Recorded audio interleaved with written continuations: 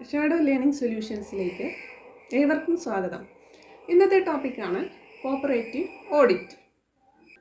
Cooperative accounting എന്നത് സാധാരണ final അക്കൗണ്ടുകളിൽ നിന്നും വ്യത്യസ്തമായതുപോലെ തന്നെ കോപ്പറേറ്റീവ് ഓഡിറ്റ് എന്നത് സാധാരണ ഓഡിറ്റിങ്ങിൽ നിന്നും അല്പം വ്യത്യസ്തമാണ്. എന്തൊക്കെയാണ് കോപ്പറേറ്റീവ് ഓഡിറ്റിങ്ങിൻ്റെ പ്രത്യേകതകൾ? കോപ്പറേറ്റീവ് ഓഡിറ്റ് എന്നത് ഒരു അഡ്മിനിസ്ട്രേറ്റീവ് ഓഡിറ്റാണ്.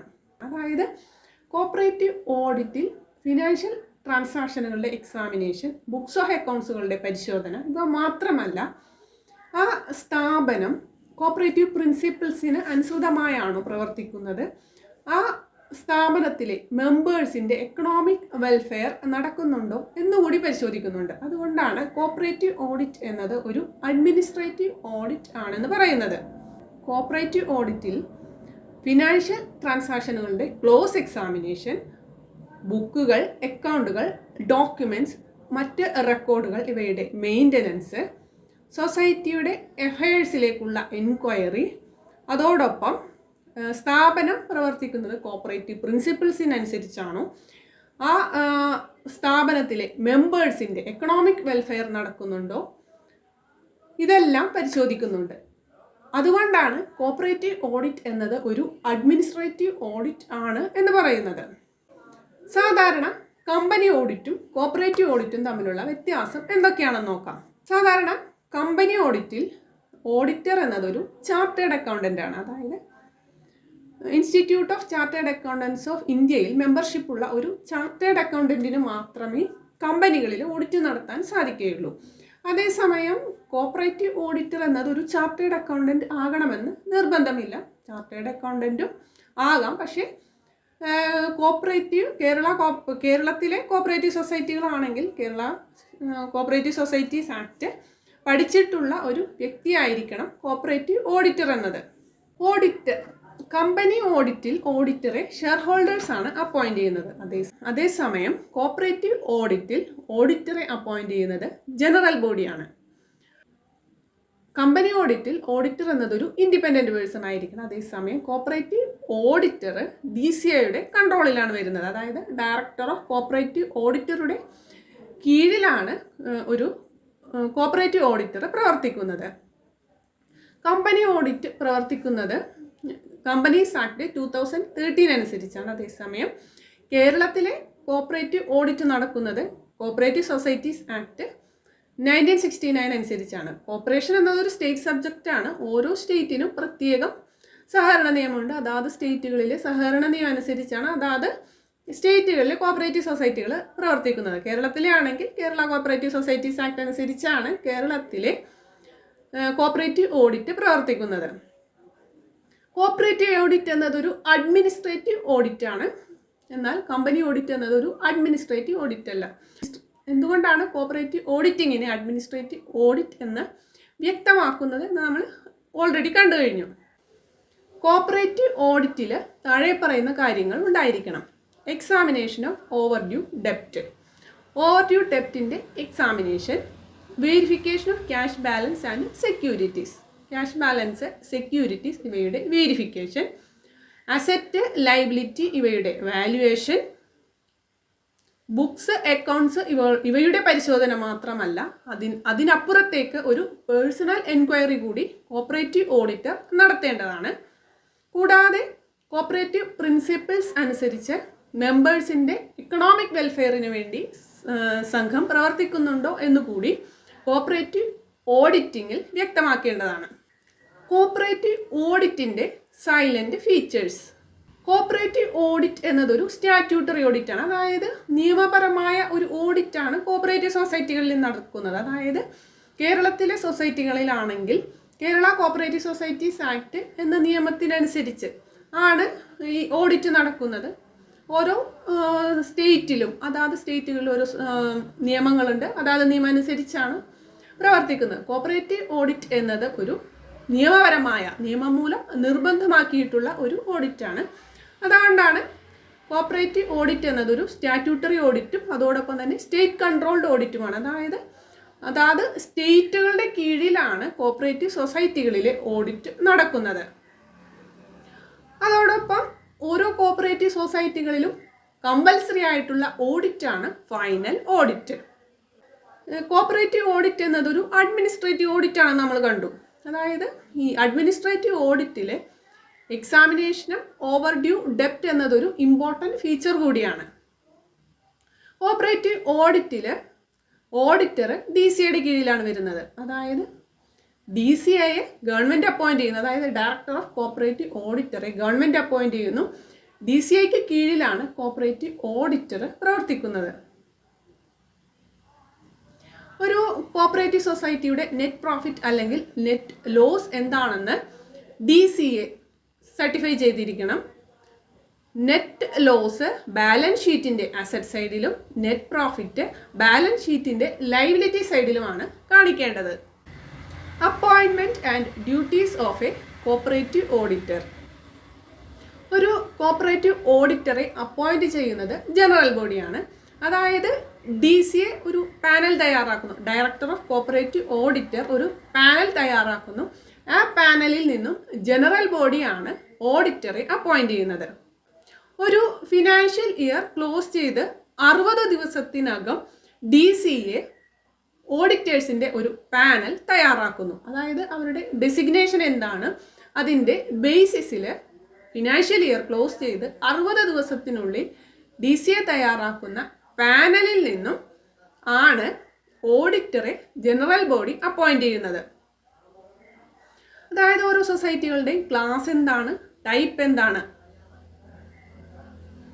അതിനനുസരിച്ചാണ് അവരുടെ ഡെസിഗ്നേഷൻ തയ്യാറാക്കുന്നത്.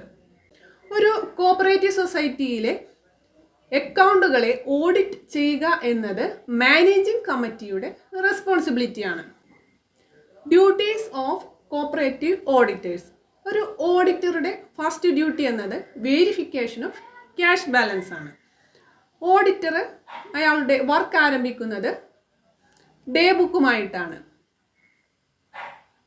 ഈ ഓഡിറ്റിങ്ങിൽ ഓഡിറ്ററുടെ ഡ്യൂട്ടീസിന് പ്രധാനമായും 4 സ്റ്റേജസ് ഉണ്ട്. ഒന്ന് മെക്കാനിക്കൽ ഓർ ഫിനാൻഷ്യൽ ഓഡിറ്റ്, അതായത് examination of financial transaction, maintenance of books, accounts, document. ഇതൊക്കെ മെക്കാനിക്കൽ അല്ലെങ്കിൽ ഫിനാൻഷ്യൽ ഓഡിറ്റിൽ ഉൾപ്പെടുന്നു. അതായത് ഫിനാൻഷ്യൽ പരമായിട്ടുള്ള കാര്യങ്ങളെ ഓഡിറ്റ് ചെയ്യുക, ഫിനാൻഷ്യൽ ട്രാൻസാക്ഷനുകളെ, ബുക്കുകളെ, അക്കൗണ്ടുകളെ, ഡോക്യുമെൻറ്റുകളെ ഇവയൊക്കെ മെയിൻറ്റെയിൻ ചെയ്യുക. ഇതൊക്കെ മെക്കാനിക്കൽ ഓഡിറ്റിങ്ങിൻ്റെ ഭാഗമാണ്.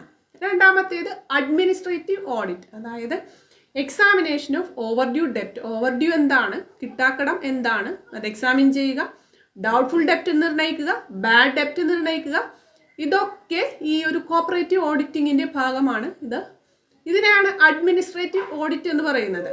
അതോടൊപ്പം കോപ്പറേറ്റീവ് പ്രിൻസിപ്പിൾസ് അനുസരിച്ച് മെമ്പേഴ്സിൻ്റെ എക്കണോമിക് വെൽഫെയറിന് വേണ്ടി ഈ ഒരു കോപ്പറേറ്റീവ് സൊസൈറ്റി പ്രവർത്തിക്കുന്നുണ്ടോ എന്നുകൂടി കോപ്പറേറ്റീവ് ഓഡിറ്റിങ്ങിൽ പരിശോധിക്കേണ്ടതാണ്.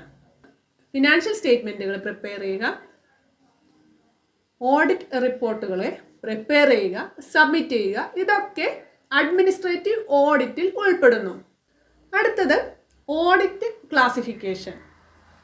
ഓഡിറ്റ് ക്ലാസിഫിക്കേഷൻ സ്റ്റേറ്റ്മെൻറ്റ് തയ്യാറാക്കുന്നത് കോപ്പറേറ്റീവ് ഓഡിറ്ററാണ്. അതായത് കോപ്പറേറ്റീവ് സൊസൈറ്റികൾ ഓഡിറ്റർ ഈ പറയുന്ന രീതിയിലൊക്കെ ചെക്ക് ചെയ്ത് കഴിയുമ്പോൾ ഒരു മാർക്ക് ഇടും. ആ മാർക്കിൻ്റെ അടിസ്ഥാനത്തിലാണ് ഓഡിറ്റ് ക്ലാസിഫിക്കേഷൻ തയ്യാറാക്കുന്നത്. അതായത് 60-ന് മുകളിൽ മാർക്ക് ലഭിച്ചിട്ടുണ്ടെങ്കിൽ അത് എയിൽ വരുന്നു. 50-നും 59-നും ഇടയ്ക്ക് ആണെങ്കിൽ ബി എന്ന കാറ്റഗറിയിലും, 35-നും 49-നും ഇടയിലാണ് മാർക്ക് ലഭിച്ചതെങ്കിൽ സി എന്ന കാറ്റഗറിയിലും, 35-ൽ താഴെയാണ് മാർക്ക് ലഭിച്ചതെങ്കിൽ ഡി എന്ന കാറ്റഗറിയിലാണ് വരുന്നത്. അതായത് ഓഡിറ്റ് ക്ലാസിഫിക്കേഷൻ ഡി എന്ന് പറഞ്ഞാൽ നോൺ വയബിൾ ആൻഡ് ഇൻസഫിഷ്യൻറ്റ് എന്നാണ് അർത്ഥം. അടുത്തത് group audit. Group audit group of financial സ്റ്റേറ്റ്മെൻറ്റുകളുടെ ഓഡിറ്റാണ് ഗ്രൂപ്പ് ഓഡിറ്റ്. അതായത് ഒന്നിലധികം കോമ്പോണൻസിൽ നിന്നുള്ള ഫിനാൻഷ്യൽ ഇൻഫോർമേഷൻ ഉൾപ്പെട്ടതാണ് ഗ്രൂപ്പ് ഫിനാൻഷ്യൽ സ്റ്റേറ്റ്മെൻറ്റ്. ഇത്തരത്തിലുള്ള ഗ്രൂപ്പ് ഫിനാൻഷ്യൽ സ്റ്റേറ്റ്മെൻറ്റുകളുടെ ഓഡിറ്റാണ് ഗ്രൂപ്പ് ഓഡിറ്റ്. കോമ്പോണൻ്റ് എന്നാൽ ഒരു അക്കൗണ്ടിങ് സിസ്റ്റത്തിൻ്റെ ഭാഗമാണ്. അതായത് ഒരു അക്കൗണ്ടിങ് സിസ്റ്റത്തിലെ മൊത്തത്തിലുള്ള ഒരു ഡേറ്റ ശേഖരിക്കുന്നതിനും അത് ഉപയോഗപ്രദമായ ഒരു രീതിയിലേക്ക് കൺവേർട്ട് ചെയ്യുന്നതിനും ഡിസിഷൻ മേക്കേഴ്സുമായിട്ട് കമ്മ്യൂണിക്കേറ്റ് ചെയ്യുന്നതിനും സഹായിക്കുന്ന ഒരു ഭാഗമാണ് കോമ്പോണൻ്റ് എന്ന് പറയുന്നത്. പ്രധാനമായും 5 തരം കോമ്പോണൻറ്റുകളാണുള്ളത്. 1 source document, 2 input device, 3 information processor, 4 information storage, 5 output device. അതായത് സോഴ്സ് ഡോക്യുമെൻ്റ് എന്ന് പറഞ്ഞാൽ പർച്ചേസിനുള്ള സോഴ്സ് ഡോക്യുമെൻ്റ് ആണ് പർച്ചേസ് ഇൻവോയ്സ്, സെയിൽസിനുള്ള സോഴ്സ് ഡോക്യുമെൻ്റ് ആണ് സെയിൽസ് ഇൻവോയ്സ്. ഇതിൻ്റെ കൂടുതൽ ഡീറ്റെയിൽഡ് ആയിട്ട് നമ്മൾ അക്കൗണ്ടൻസി ക്ലാസ്സുകളിൽ ഡിസ്കസ് ചെയ്തിട്ടുണ്ട്. അത് കാണാത്തവർ ആ ക്ലാസ്സുകൾ കണ്ട ശേഷം മാത്രമേ ക്ലാസ്സിലേക്ക് കിടക്കുക. ഇത്തരത്തിൽ സോഴ്സ് ഡോക്യുമെൻറ്റിൽ നിന്നും ട്രാൻസാക്ഷൻ എന്താണോ അതിനെ ഐഡൻറ്റിഫൈ ചെയ്യുന്നു. അത് ഇൻപുട്ട് ഡിവൈസുകൾ, അതായത് ബാർകോഡ് സ്കാനർ, കീബോർഡ് മുതലായ ഉപയോഗിച്ച് കമ്പ്യൂട്ടറിലേക്ക് ഫീഡ് ചെയ്യപ്പെടുന്നു. മൂന്നാമത്തേത് ഇൻഫോർമേഷൻ പ്രോസസ്സേഴ്സ്, അതായത് ഇൻപുട്ട് ഡിവൈസിലൂടെ റോ ഡേറ്റ കൊടുത്ത് അത് ജേണൽ, ലെഡ്ജർ മുതലായവയിലേക്ക് പോസ്റ്റ് ചെയ്ത് റിപ്പോർട്ട് തയ്യാറാക്കുന്നത് ഇൻഫോർമേഷൻ പ്രോസസ്സേഴ്സ് മുഖേനയാണ്. ഇൻഫോർമേഷൻ പ്രോസസ്സേഴ്സ് എന്ന് പറയുന്നത് സോഫ്റ്റ്വെയർ ആണ്. നാലാമത്തേത് ഇൻഫോർമേഷൻ സ്റ്റോറേജ്, അതായത് ഇൻഫോർമേഷൻ പ്രോസസ്സേഴ്സ് ഉപയോഗിച്ച് തയ്യാറാക്കുന്ന റിപ്പോർട്ടുകളെ സ്റ്റോർ ചെയ്യപ്പെടുന്നത് ഇൻഫോർമേഷൻ സ്റ്റോറേജിലാണ്. അതായത് സെർവറാണ് ഇൻഫോർമേഷൻ സ്റ്റോറേജ് എന്നത്.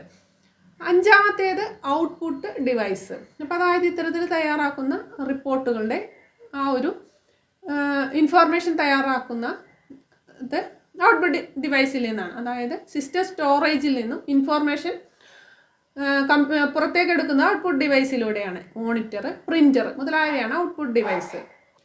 ഇത്തരത്തിൽ ഒന്നിലധികം, ഇപ്പോൾ 5 കോമ്പോണൻസ് ആണുള്ളത്. ഇത്തരത്തിൽ ഒന്നിലധികം കോമ്പോണൻസിൽ നിന്നുള്ള ഫിനാൻഷ്യൽ ഇൻഫോർമേഷൻ ഉൾപ്പെട്ടതാണ് ഗ്രൂപ്പ് ഫിനാൻഷ്യൽ സ്റ്റേറ്റ്മെൻറ്റ്. ഇത്തരത്തിലുള്ള ഗ്രൂപ്പ് ഫിനാൻഷ്യൽ സ്റ്റേറ്റ്മെൻറ്റുകളുടെ ഓഡിറ്റാണ് group audit. Group audit cooperative ഡിപ്പാർട്ട്മെൻറ്റിൽ ആരംഭിച്ചത് 1988-ലാണ്. ടീം ഓഡിറ്റ്, അതായത് കോപ്പറേറ്റീവ് ഇയറിൻ്റെ അവസാനത്തിൽ കോപ്പറേറ്റീവ് ഡിപ്പാർട്ട്മെൻറ്റ് നടത്തിയ ഓഡിറ്റ് പൂർത്തീകരിച്ചോ എന്ന് മനസ്സിലാക്കാൻ വേണ്ടി നടത്തുന്ന ഓഡിറ്റാണ് ടീം ഓഡിറ്റ്. ഈ ടീം ഓഡിറ്റ് 1988 തന്നെയാണ് സ്റ്റാർട്ട് ചെയ്തത്. Time limits regarding to cooperative audit. ഈ കോപ്പറേറ്റീവ് സൊസൈറ്റിയിൽ ഓരോ കാര്യങ്ങളും ചെയ്യുന്നതിനൊരു ടൈം ലിമിറ്റ് ഉണ്ട്. ആ ടൈം ലിമിറ്റിനുള്ളിൽ അതാത് കാര്യങ്ങൾ പൂർത്തിയാക്കിയിരിക്കണം. ഓരോ കോപ്പറേറ്റീവ് സൊസൈറ്റിയും വർഷത്തിൽ ഒരിക്കലെങ്കിലും ഓഡിറ്റ് ചെയ്തിരിക്കണം. ഓരോ കോപ്പറേറ്റീവ് സൊസൈറ്റികളിലെയും ഫിനാൻഷ്യൽ സ്റ്റേറ്റ്മെൻറ്റുകളുടെയും മറ്റ് സ്റ്റാറ്റ്യൂട്ടറി സ്റ്റേറ്റ്മെൻറ്റുകളുടെയും ആക്യുറസി പരിശോധിക്കുക എന്നത് മാനേജിംഗ് കമ്മിറ്റിയുടെ റെസ്പോൺസിബിലിറ്റിയാണ്. ഫിനാൻഷ്യൽ ഇയർ ക്ലോസ് ചെയ്ത് 1 മാസത്തിനകം ഓഡിറ്റിന് വേണ്ട ഡോക്യുമെൻറ്റ്സ്, റെക്കോർഡ്സ് ഇവ തയ്യാറാക്കുക എന്നത് ചീഫ് എക്സിക്യൂട്ടീവിൻ്റെ റെസ്പോൺസിബിലിറ്റിയാണ്. ഇത്തരത്തിൽ ചീഫ് എക്സിക്യൂട്ടീവിൽ നിന്ന് കിട്ടുന്ന ഫിനാൻഷ്യൽ സ്റ്റേറ്റ്മെൻറ്റുകളും മറ്റു സ്റ്റാറ്റ്യൂട്ടറി സ്റ്റേറ്റ്മെൻറ്റുകളും 1 മാസത്തിനകം ഓഡിറ്റിനു വേണ്ടി ഓഡിറ്റർക്ക് സബ്മിറ്റ് ചെയ്യുക എന്നത് മാനേജിംഗ് കമ്മിറ്റിയുടെ റെസ്പോൺസിബിലിറ്റിയാണ്. ഫിനാൻഷ്യൽ ഇയർ ക്ലോസ് ചെയ്ത് 1 മാസത്തിനകം ചീഫ് എക്സിക്യൂട്ടീവ് ഫിനാൻഷ്യൽ സ്റ്റേറ്റ്മെൻറ്റുകളും മറ്റ് സ്റ്റാറ്റ്യൂട്ടറി സ്റ്റേറ്റ്മെൻറ്റുകളും തയ്യാറാക്കി മാനേജിംഗ് കമ്മിറ്റിക്ക് നൽകണം. മാനേജിംഗ് കമ്മിറ്റി അത് 1 മാസത്തിനകം ഓഡിറ്റർക്ക് സമർപ്പിക്കണം. ഇത്തരത്തിൽ ഫിനാൻഷ്യൽ സ്റ്റേറ്റ്മെൻറ്റുകൾ ലഭിച്ചു കഴിയുമ്പോൾ ഓഡിറ്റർ അല്ലെങ്കിൽ ഓഡിറ്റിംഗ് ഫേംസ് 4 മാസത്തിനകം ഓഡിറ്റിങ് കംപ്ലീറ്റ് ചെയ്യണം. അതിൻ്റെ റിപ്പോർട്ട് DCAക്ക് സമർപ്പിക്കണം. ഇത്തരത്തിൽ ഓഡിറ്റ് റിപ്പോർട്ട് ലഭിച്ചു കഴിഞ്ഞാൽ 3 മാസത്തിനകം DCA ഓഡിറ്റ് സർട്ടിഫിക്കറ്റ് ഇഷ്യൂ ചെയ്യണം. അതിനോടൊപ്പം ഓഡിറ്റ് മെമ്മോറാണ്ടത്തിൻ്റെ ഒരു കോപ്പി കൂടി ഉണ്ടായിരിക്കണം. ഇത്രയുമാണ് ഓഡിറ്റിങ്ങിനെ സംബന്ധിച്ച് ഓർക്കേണ്ട പ്രധാനപ്പെട്ട പോയിന്റുകൾ. കൂട്ടുകാർക്ക് ക്ലിയർ ആയെന്ന് വിചാരിക്കുന്നു. നിങ്ങൾ ഈ ചാനൽ സബ്സ്ക്രൈബ് ചെയ്തിട്ടില്ലെങ്കിൽ സബ്സ്ക്രൈബ് ചെയ്യുക, ലൈക്ക് ചെയ്യുക, നിങ്ങളുടെ കൂട്ടുകാർക്ക് ഷെയർ ചെയ്യുക. നിങ്ങളുടെ അഭിപ്രായങ്ങളും നിർദ്ദേശങ്ങളും താഴെ കമൻറ്റ് ബോക്സിൽ രേഖപ്പെടുത്തുക.